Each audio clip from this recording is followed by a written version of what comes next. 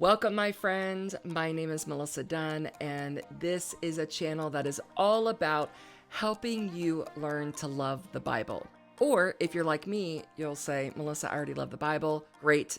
This is still the spot for you because I love the Bible as well, but I always want to love the Bible more. And plus, I want to talk about the Bible. I want to be with people who like the Bible.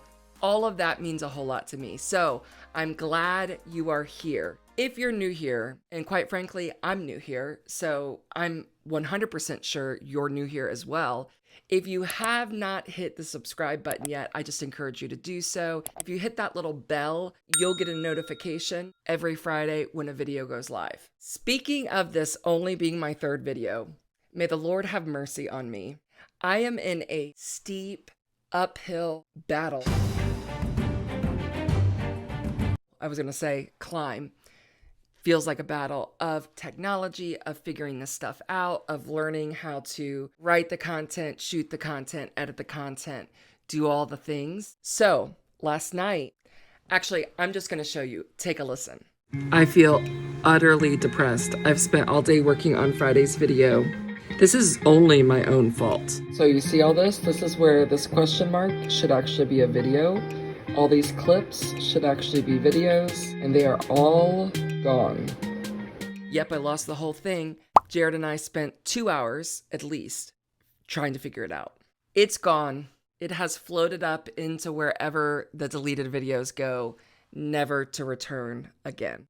So you might be wondering, well, will that be this video, Melissa? No, ma'am, it will not. Evidently, God did not want us to talk about Bible highlighters this week. Instead, we're going to talk about jars of clay. The reason we're talking about jars of clay is because this is already done. There is a little teeny clip talking about this idea of jars of clay. Now, where did this clip come from? Well, I have a ministry partner, Andrea Bruce. Andy, I enjoy having you right in the palm of my hand. Andy and I have been working together in ministry for over a decade. I love the work we do together. Andy and I were doing this online Bible study, and I had pre-recorded this teaching, this video, this thing, talking about jars of clay and talking about you and I being compared to a jar of clay. And that's a real bummer. Until we realize what the verse is actually saying. Even watching that clip late last night, trying to figure out what in the world we're going to do, I was so encouraged and reminded, that's right, Melissa, that's right. I hope you'll hang with this all the way to the end. It is not long, because for me, the end is just mind-blowing, what God does. So I want you to imagine for a minute, will you just go with me for a second? And I want you to pretend like you have never heard or seen the Grand Canyon. And I, as your friend, come to you and say, you have got to see the Grand Canyon. Will you come with me? We get to the Grand Canyon and it is pitch black. I mean, the kind of night where there is no moon and you can't see your hand in front of your face. And you're like, I'm sorry, what's the big deal about this? And I say, just wait till you see it. It is magnificent. And so you stand looking into the darkness and thinking, I don't understand what the big deal is, until the sun starts to peek up over the horizon, and just faintly, you start to see the outline of the Grand Canyon. And the more it rises and the more the light shines into that canyon, the more you are awed. You stand in wonder of what the Grand Canyon is. Here's what's true. Light does not create, meaning the reason that the Grand Canyon is there and is beautiful and wonderful is not because light created it. Light reveals. So light is meant to reveal what already exists and what already is true. So I hope you'll hang with me again here, because we're going to make a turn and we're going to look at 2 Corinthians 4. So he says this, for God who said, let light shine out of darkness. Paul saying, remember, folks, we're going to remember that God spoke and the universe existed. For our solar system, he spoke and the sun came into being with all of its wonder and glory and power that brought light to us. He spoke. That's the kind of power that our God has. He reminds us of that before he says these words. Also, made his light shine in our hearts. The same power that spoke and the sun existed is the same power that spoke if we are in Christ, and light flooded our hearts. And the question begs as well, what did this light do in our hearts? Here's what he says. To give us the light of the knowledge of God's glory displayed in the face of Christ. That's a mouthful. So let's think about that for a second. If we were to go back to the Grand Canyon and think about that, what that really would look like and feel like here on Earth, and we're there and the sun rises up and shows us the magnificence of the Grand Canyon. In the same way, Paul says, spiritually, what happens is the face of Christ in all of its radiance and glory.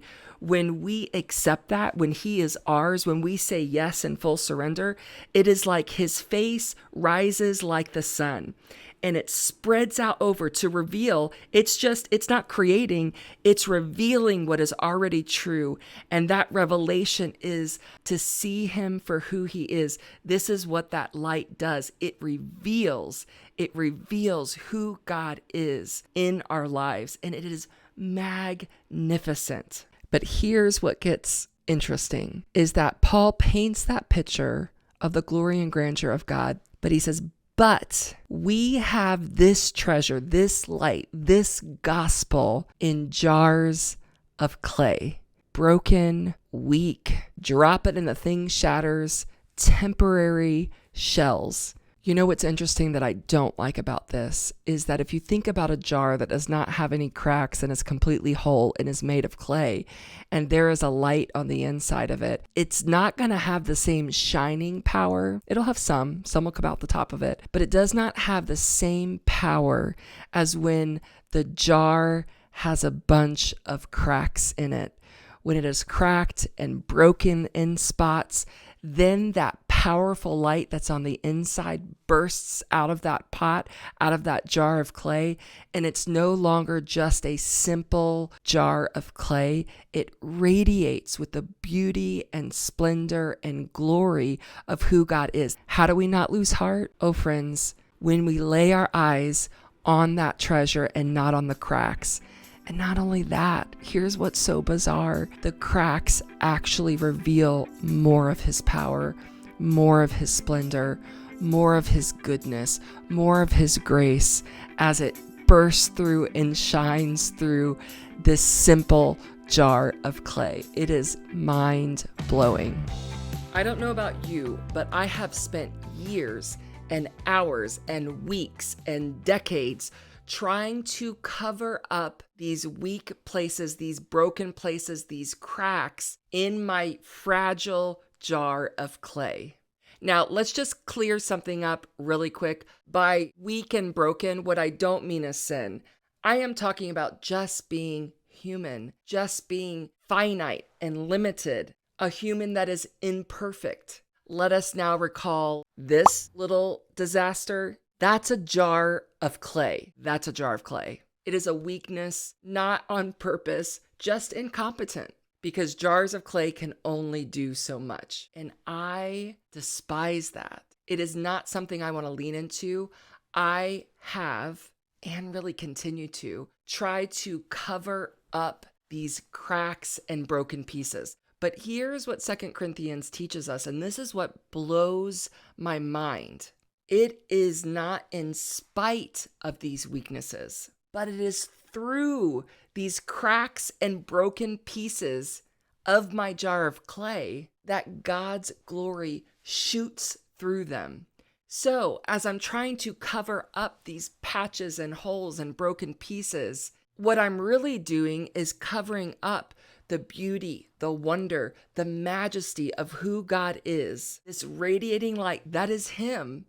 I'm trying to cover it up and not to be seen. So what this verse tells me is, instead of trying to cover up all these pieces to act like, no, I'm a whole pot, I don't have anything broken in me. Instead of that, to stand and let the glory of God, His light, the gospel shine through these broken pieces. If this video was helpful to you, I really hope you'll share it with a friend, but I don't want you to stop there. Have an actual conversation with your friend about this. And even better, open up the Bible to 2 Corinthians chapter 4 and read it for yourself and discuss it with your husband or best friend or sister or coworker. That's how the Bible comes alive, when we start connecting with other people as we're reading. Bible is not a solo sport. That is my mantra for life. So I will see you next week right here on YouTube. See you then. Goodbye. Goodbye. Goodbye. Goodbye.